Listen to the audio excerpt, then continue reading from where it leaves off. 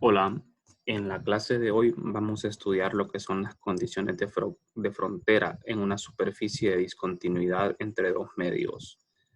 Corresponde al capítulo 9 del libro de Wagner, de Física 321. Bueno, vamos a comenzar. Este tema es un tema muy importante porque eh, podemos citar otros casos donde ocurre un fenómeno similar. Por ejemplo, cuando un rayo de luz pasa del aire al agua, el rayo de luz sufre una refracción. Refracción significa que el rayo de luz se quiebra al ingresar a otro medio. Entonces, con los campos vectoriales que nosotros estamos estudiando, como en este caso el campo eléctrico, también va a ocurrir un fenómeno similar. Hasta el momento solo hemos visto lo que ocurre en el vacío y en los conductores, pero ahora vamos a ver qué pasa también en la materia. ¿Qué le pasa a un campo eléctrico cuando pasa de un medio a otro? Entonces, vamos a empezar con esta parte. Aquí en la figura podemos ver que tenemos el medio 1 y el medio 2. No nos interesa saber en qué consiste el medio 1 y en qué consiste el medio 2, solo que son de diferente naturaleza. Esto es materia. Entonces, cuando un campo eléctrico pasa de un medio 1 a un medio 2, el campo eléctrico va a cambiar su dirección, como ustedes ven aquí. Este es el campo en el medio 1 y el campo eléctrico en el medio 2. Cualquier campo va a sufrir un cambio, pero en el caso que nos compete es el campo eléctrico. Entonces los cambios o ausencia de ellos que los campos electromagnéticos sufren al cruzar la frontera entre dos medios recibe el nombre de condiciones de frontera. Estas condiciones de frontera nos van a ser útiles a la hora de resolver problemas. Hay una gran cantidad de ejercicios que son mucho más simples de resolver aplicando lo que son las condiciones de frontera. Bueno, vamos a hacer un desarrollo en este capítulo sobre las condiciones de frontera tanto para las componentes normales como para las componentes tangenciales. Las componentes normales las vamos a obtener con la divergencia y las componentes tangenciales con el rotacional. Por esa razón, en física 321, nosotros ya calculamos lo que es la divergencia de E y ya calculamos el rotacional de E. Ya vimos que la divergencia del campo eléctrico es igual a la densidad de carga dividida por la permeabilidad del vacío. Y sabemos de que el rotacional de E es igual a 0. O sea que las dos condiciones fuente del campo eléctrico ya las conocemos. Es todo lo que necesitamos para encontrar las condiciones de frontera, conocer las dos ecuaciones fuente. Bueno, entonces, continuemos. Aquí en la ilustración tenemos el medio 1 y el medio 2. Entonces, este pequeño recuadro en rojo que tenemos aquí es lo que está pasando en la capa de transición. Cuando el campo pasa del medio 1 al medio 2, hay una pequeña capa de transición que es donde el campo sufre lo que es una refracción, lo que es un cambio de dirección. Entonces, no se conocen los detalles específicos, ¿verdad?, de lo que ocurre en la capa de transición. Bueno, entonces en una situación real, las propiedades no cambian abruptamente, sino de forma continua en una región angosta entre los dos medios de anchura h, llamada capa de transición. Entonces, vamos a ver. Vamos a utilizar la siguiente notación acá. Vamos a llamar medio 1 y medio 2. Esta línea es la línea que separa los dos medios, pero vamos a definir una capa de grosor h, que es la capa de transición, para obtener las para obtener las propiedades de los campos en esta capa de transición. Nosotros vamos a hacer que h se vaya reduciendo a 0, que tienda a 0. Entonces, en una situación ideal, si nosotros hacemos que h tienda a 0, podemos considerar los campos electromagnéticos como discontinuos. Pero esta es una situación ideal. Claro, en la vida real es muy diferente. h no va a tender a 0. Entonces, vuelvo acá a la figura. El medio 1 y el medio 2. Como ven ustedes, el campo eléctrico en este caso va a sufrir un cambio en lo que es su dirección. Entonces, del medio 1 y el medio 2. Vamos a manejar la siguiente notación acá durante todo lo que resta del capítulo. Que el vector normal a la superficie que separa los dos medios va a apuntar del medio 1 al 2, siempre en esta forma. O sea, este es el vector normal a la superficie y apunta de 1 a 2. La dirección del vector normal se toma positiva del medio 1 al medio 2. Bien. Entonces, primero vamos a trabajar con el teorema de la divergencia y después con el teorema de Stokes. Con el teorema de la divergencia vamos a calcular lo que son las componentes normales. Y con el teorema de Stokes, las componentes tangenciales. Entonces, como ven acá, el teorema de la divergencia está relacionado con lo que son las componentes normales. Algo muy importante a recordar por fines de evaluación. El teorema de la divergencia está relacionado con las componentes normales. Entonces, vamos a aplicar dicho teorema para averiguar qué ocurre en esa capa de transición. Aplicaremos el teorema de la divergencia a un pequeño cilindro recto de altura h y sección de transversal delta A, construido en la capa de transición. Entonces, este es el medio 1, el medio que está sombreado, y el medio 2, que aparece aquí en blanco. Entonces, este pequeño cilindro en verde es un pequeño cilindro construido en la capa de transición. En este cilindro, en este volumen, vamos a aplicar el teorema de la divergencia. Ustedes ya saben lo que es la divergencia de un vector. Entonces, este es el cilindro verde que está aquí. Lo vamos a dibujar un poquito más grande, como lo ven acá. Entonces, sobre este cilindro vamos a definir los vectores, como ser los vectores normales. El campo que vamos a utilizar en este caso no es el campo eléctrico, sino un campo general, a quien vamos a llamar campo F. Según sea el medio, por ejemplo, cuando estamos en el medio 1, el campo va a ser F1. Cuando estamos en el medio 2, F2. Y FL vamos a llamar al campo que es lateral. Entonces, este cilindro tiene altura h y área delta A. N es su vector normal al volumen externo. Y aquí sería menos n, porque siempre tiene que ser externo al volumen, y n es su L. Entonces, así queda definida la geometría. Entonces, ¿qué vamos a hacer acá? Vamos a utilizar el teorema de la divergencia. Este es el teorema de la divergencia de Gauss. Vamos a aplicárselo a este pequeño volumen cilíndrico. Entonces, la integral de flujos lo vamos a dividir en tres partes. La integral de flujo, que es esta, la del lado izquierdo, la vamos a partir en tres. ¿Por qué en tres? Porque el cilindro tiene tres caras. Una cara lateral y dos caras transversales. Entonces, esta primera integral corresponde a la integración sobre la tapa de abajo, la tapa transversal en el medio 1.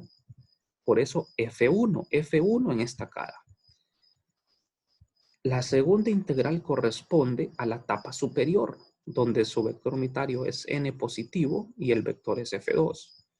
Y la última integral, la tercera, es sobre el área lateral, FL, es el vector evaluado en la superficie lateral, con su respectivo vector unitario n sub L. Entonces, vamos a ver qué sucede a estas tres integrales.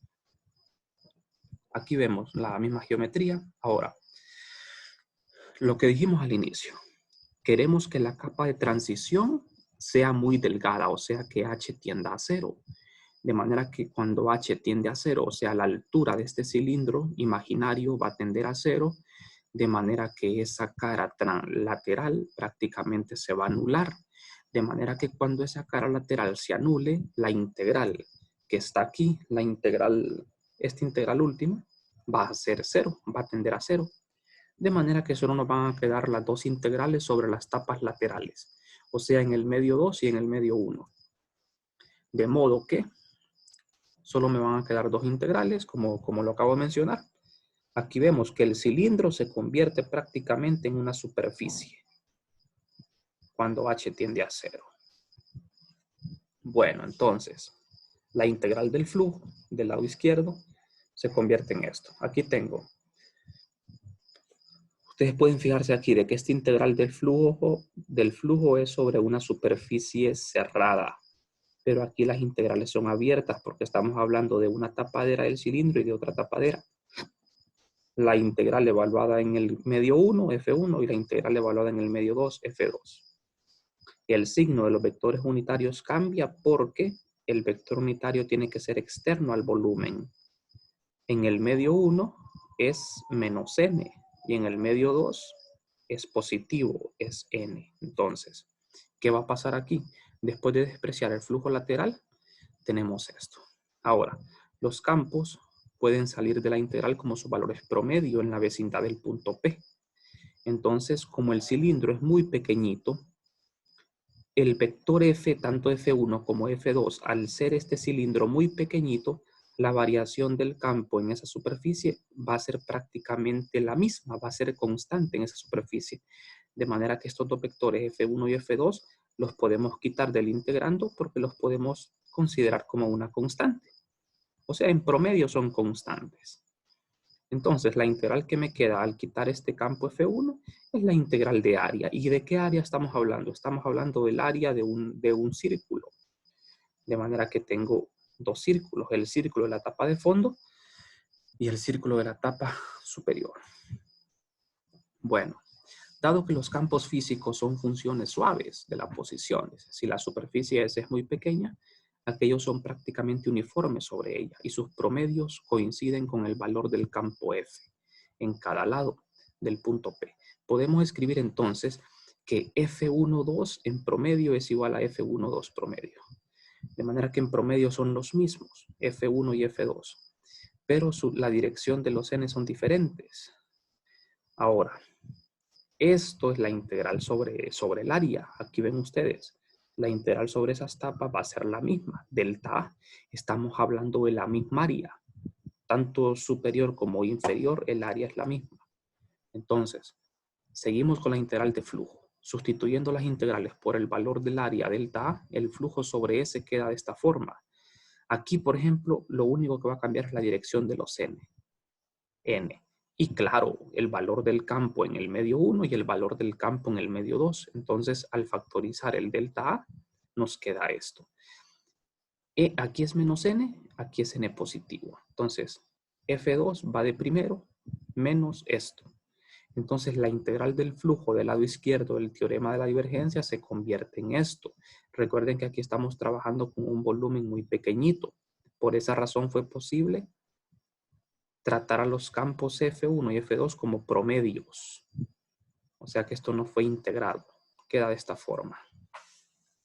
Aquí podemos ver. Este es el pequeño cilindro cuando H tiende a 0. Entonces el campo F1 y F2 tienen propiedades diferentes. Hay una diferencia entre ambos, como lo ven aquí. Este es el medio 1 y el medio 2. Entonces el factor entre paréntesis, este paréntesis, es la diferencia entre las componentes normales. Ahora, ¿qué pasa cuando el vector F2 y F1 los multiplicamos a través del producto punto con el vector n unitario? ¿Qué pasa? Entonces me queda F sub 2n. El producto punto me devuelve un escalar. En este caso es F sub 2, la componente normal de 2 y la componente normal de 1.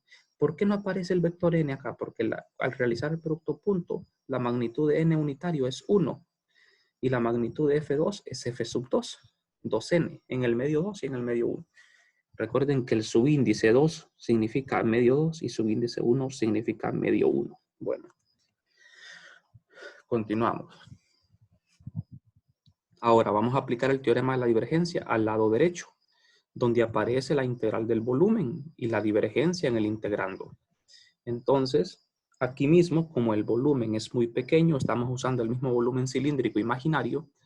Esto lo que estamos haciendo ahorita es una demostración. Lo que queremos hacer con esta demostración es obtener las componentes normales de forma general. Las componentes normales en una superficie de transición, en una superficie de discontinuidad, en una capa de transición. Entonces, vamos a decir que la divergencia de F, del vector F, en ese pequeño volumen va a ser prácticamente constante en promedio. De manera que cuando algo es constante en una integral lo podemos quitar del integrando y me queda simplemente la integral del volumen. Y la integral del volumen de este cilindro es el volumen del cilindro, delta V. Ahora, es conveniente escribir el delta V, el volumen del cilindro, en función de H, la capa de transición, y el delta A, que son cantidades conocidas. Entonces ya tengo los dos lados de las integrales, tanto de la integral de flujo como la integral de volumen.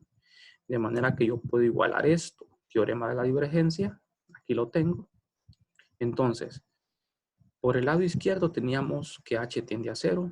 Tenemos esto. Y por el lado derecho tenemos cuando h tiende a 0 es esto. Entonces, si igualamos ambos lados del teorema de la divergencia, aproximadamente, ¿verdad? Porque esto es una aproximación. Cancelamos los delta A que aparecen a ambos lados de las integrales. Al cancelar los delta A, me queda esto igual a esto, la divergencia de f, pero cuando h tiende a 0. Hay que añadir aquí límite cuando h tiende a 0, porque esto solo es posible establecerlo cuando h tiende a 0. De manera que esta es la expresión que nosotros necesitábamos. Ahora, no va a quedar así. Esa expresión la tenemos que mejorar un poco. Entonces, vamos a suponer que para un campo vectorial cualquiera f, la siguiente relación se verifica para ambos lados de la frontera de discontinuidad. Entonces, f sub 2 por el vector normal y f sub 1 por el normal es igual a esto. Ahora, en términos de las componentes, cuando ustedes hacen este producto punto, les queda f sub 2n menos f sub 1n. Y esto es igual a esto. Ahora, esta es la condición de frontera. Así le llamamos, condición de frontera para componentes normales. Esta es la ecuación que tienen que memorizar. Ahora, ¿cómo interpretamos esta ecuación? Simple. Cuando a mí se me pregunta que qué sucede con las componentes normales de un campo, yo lo que tengo que conocer es la divergencia del campo. Para conocer lo que le sucede a las componentes normales, yo tengo que conocer la divergencia. Nosotros en 321 trabajamos con el campo eléctrico y nosotros sabemos lo que le pasa a la divergencia de la divergencia del campo eléctrico no es 0. Siempre que una divergencia sea 0, el lado derecho se va a hacer 0 y f sub 2n va a ser igual a f1n. Pero cuando la divergencia sea diferente de 0, entonces vamos a tener una discontinuidad en las componentes normales. Componentes normales, o sea, componentes perpendiculares. Entonces, esta es la ecuación a recordar para las componentes normales. Bien, ya que hicimos las componentes normales, ahora vamos a calcular lo que son las componentes tangenciales en una superficie de discontinuidad. Para las componentes tangenciales, nosotros vamos a aplicar el teorema de Stokes. Entonces, el teorema de Stokes relaciona una integral de línea con una integral de superficie. Siempre vamos a considerar dos medios, el medio 1 y el medio 2. Y en este caso, en lugar de un volumen, vamos a utilizar una superficie muy pequeña. Esa superficie se encuentra en la capa de transición, que es esta superficie verde. Esta superficie va a ser un rectángulo, pero de acuerdo con el teorema de Stokes, esta superficie tiene que ser orientada, tiene que tener una dirección. Entonces la dirección en la que vamos a recorrer la superficie es esta, en sentido antihorario. De manera que por la regla de la mano derecha, el vector normal va a ser este n primado. Este vector T1 unitario es el vector que apunta en la dirección de este lado de la superficie y T sub 2 hacia acá. Bien, y h sería la altura. Este es un rectángulo de altura h y de largo delta s. Delta s. Bueno, entonces tenemos el medio 1 y el medio 2. Siempre vamos a hacer que este h tienda a 0 para poder obtener las componentes tangenciales. Y una vez más, el vector normal va a ir del medio 1 al 2. Y el vector t, que es un vector, este vector es el paradigma para poder definir los signos de T1 y T2, porque T1 puede ser positivo o negativo, pero vamos a tomar como referencia el positivo, el vector T. Entonces, vamos a ver. Vamos a comenzar trabajando con el lado izquierdo del teorema de Stokes. Entonces, con el lado izquierdo del teorema de Stokes, que es la integral de línea, entonces, ¿cuántas trayectorias tenemos? ¿Cuántas líneas tenemos? En este rectángulo tenemos 3 líneas.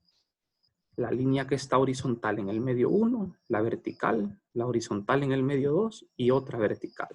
Entonces tenemos 4 líneas serían 4. Pero la lateral la vamos a considerar como una sola. de manera que van a ser 3 integrales. ¿Por qué la lateral, cuando nosotros hagamos que h tienda a 0, esa lateral se va a anular? Entonces igual, ¿verdad? Tenemos un campo vectorial f que va a atravesar los dos medios. Cuando el campo vectorial f pasa por estos dos medios, se descompone en campo F1 y el campo F2. Entonces, F2 aquí está en el medio, F2 en el medio 2, F1 en el medio 1. Entonces, ¿qué pasa? F2 en el medio 2 con su respectivo DDS2, que es este. F1 en el medio 1 con su respectivo DDS1, porque este es F.DDS, donde DDS es el elemento de línea a través de la curva. Y esta es la lateral. Entonces, una vez más utilizamos valores promedio de los campos. Entonces, como estamos usando valores promedios, decimos de que los vectores F2, F1 valen lo mismo o son constantes a lo largo de la línea. ¿Por qué decimos de que son constantes? Porque este rectángulo es muy pequeño. Al ser muy pequeño, la variación del campo en toda la línea va a ser insignificante. O sea que podemos decir de que es el mismo. Y al ser el mismo, se puede decir que es constante. Y al ser constante, lo sacamos de la integral. Entonces, al sacar el campo este de la integral, ¿qué es lo que queda? Queda la integral de una línea, o sea, la longitud que dijimos de que es de delta S para ambas integrales. Pero lo que cambia es la orientación. Bueno, entonces, la integral sobre toda la trayectoria cerrada, que es un rectángulo, va a quedar de esta manera. Pero claro, t sub 2 y t sub 1 tienen signos diferentes. T sub 2 es positivo. ¿Por qué t sub 2 es positivo? Porque definimos t positivo así. De manera que como t sub 2 va en la dirección de t positivo, entonces t sub 2 es positivo y es igual a t. T sub 1 va en dirección contraria a t, de manera que t sub 1 es igual a menos t, t unitario. Tanto n como t son vectores unitarios que sirven para definir estas direcciones. La integral de circulación va a quedar de esta manera, entonces, si sustituimos acá t sub 2 por t y t sub 1 por menos t. Entonces, al sustituir esto y hacer esto 0, bueno, esto todavía no lo hemos hecho 0. Nos queda así. Ahora, vamos a ver. Ya vamos llegando, entonces, aquí lo que pasa es lo siguiente. Observamos esto. Al hacer un producto cruz de n, este es el vector definido por la regla a la mano derecha, la orientación de la superficie, el vector normal a la superficie, que es n unitario prima. Entonces, este n unitario prima, vamos a ver, el vector t resulta del producto cruz de n cruz n sin prima. Entonces, esta integral de línea, yo la puedo escribir de otra manera, porque este t unitario se puede expresar así. Al meter esto aquí, entonces, ya tenemos una forma alterna. Entonces tenemos esto. Ahora, si solo agarro este producto cruz por un campo general, F2 menos F1, después de aplicar una propiedad vectorial, esta es una identidad vectorial. Esto es igual a esto. Entonces significa que esto que está aquí por F sub 2 y esto que está aquí por F sub 1, yo lo puedo expresar de esta forma. O sea que la integral se convierte en esto. Esto es simplemente por cuestiones de conveniencia. Continuemos. Ahora, vamos con el lado derecho del teorema de Stokes, la integral de superficie, donde aparece el rotor de F. Bueno, aquí para el rotor de F, nosotros vamos a hacer de que vamos a utilizar la superficie y vamos a decir de que el rotor de F va a ser constante, porque como la superficie es muy pequeña, entonces el rotor de F puede salir de la integral. El promedio, ¿verdad? Este rotor promediado en la superficie es constante, sale. Entonces lo que me queda aquí en la integral es la integral de una superficie cerrada. ¿Y cuál es la superficie aquí? Es la superficie de un rectángulo, h por delta s, base por altura, esa es la superficie, entonces eso es lo que tenemos aquí. El área de un rectángulo, base por altura, h por delta s, donde delta s es la longitud y h es la altura. Bueno, entonces vamos a ver. El flujo del rotacional, la integral de flujo del rotacional es igual a esto. Ahora ya tenemos ambos lados de la ecuación, entonces podemos igualar esos dos lados de la ecuación. Vamos a ver, Comparamos ahora ambos lados del teorema de Stokes para la pequeña superficie encerrada por la trayectoria C. De manera que al hacer eso, entonces, igualamos ambos términos, pero hacemos de que h tienda a 0. Cuando nosotros hacemos que h tienda a 0, h es esta es la capa de transición, el grosor de la capa de transición es h, entonces la integral de circulación en los extremos se desvanece. Como les había dicho al inicio, cuando h tiende a 0, esta integral sobre los lados laterales va a ser 0. De manera que igualando los dos lados, vamos a ver, aquí tenemos. Igualando ambos lados. Este delta S se puede cancelar. Y este N' también. Entonces, cancelando delta S y los N', N unitario prima, nos queda esto. Y esta es la ecuación que debemos recordar para las componentes tangenciales. Esto se le llama condición de frontera para el rotor de F. Pero eso no queda así. Vamos a ver.